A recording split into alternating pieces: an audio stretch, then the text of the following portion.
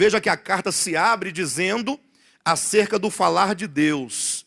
Nós temos aqui o primeiro ponto, a palavra de Deus, que foi dita, foi transmitida, ou que veio pela instrumentalidade, primeiramente, dos profetas, uma referência direta ao Antigo Testamento, e então, pelo Filho, uma referência direta ao Novo Testamento. Então nós temos aqui o falar de Deus, a palavra de Deus, no Antigo e Novo Testamento.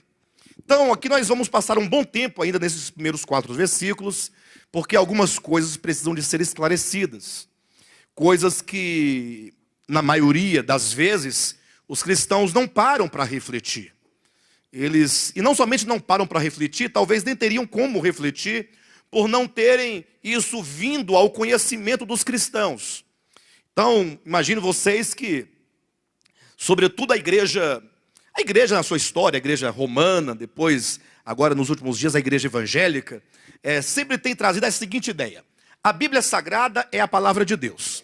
Acredito que você já deve ter ouvido essa frase muitas e muitas vezes, que a Bíblia Sagrada é a palavra de Deus.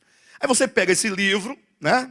Na verdade é um conjunto de 66 livros, de Gênesis ao Apocalipse, 39 livros ditos lá do Antigo Testamento e 27 do Novo. Você fala assim, bem, aqui está a palavra de Deus, aqui é Deus falando com o homem. Eu até me recordo quando eu era criança, nós éramos proibidos de colocar qualquer coisa dentro da Bíblia. Uma nota de dinheiro, de oferta, por exemplo, não podia ser colocado dentro da Bíblia.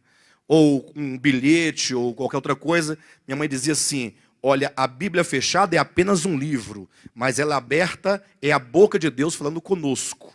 Então, essa ideia, que é uma ideia prevalecente na teologia convencional, de que a Bíblia é a palavra de Deus, isso não é corroborado pela própria Escritura.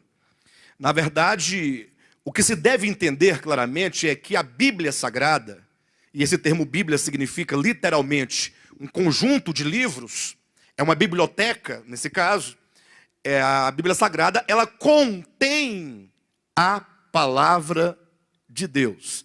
E não exatamente é a palavra de Deus. Se nós não partirmos deste pressuposto, nós vamos chegar a um caos e a uma confusão religiosa muito grande. Talvez esse seja um dos principais pontos e um dos principais aspectos porque existe uma confusão generalizada no cristianismo. Ou seja, o cristianismo é uma confusão só. Vocês olharem desde as primeiras manifestações ali enquanto esse cristianismo histórico, oficial, a igreja romana, depois as igrejas protestantes, e depois um tanto de movimentos, o protestantismo foi se dividindo, depois veio o movimento evangelicalista, depois o movimento pentecostal, como fruto do outro, e aí o neopentecostal. Ou seja, são muitas manifestações conflituosas, todas partindo de uma mesma premissa, a Bíblia Sagrada. E aí há uma confusão de entendimento.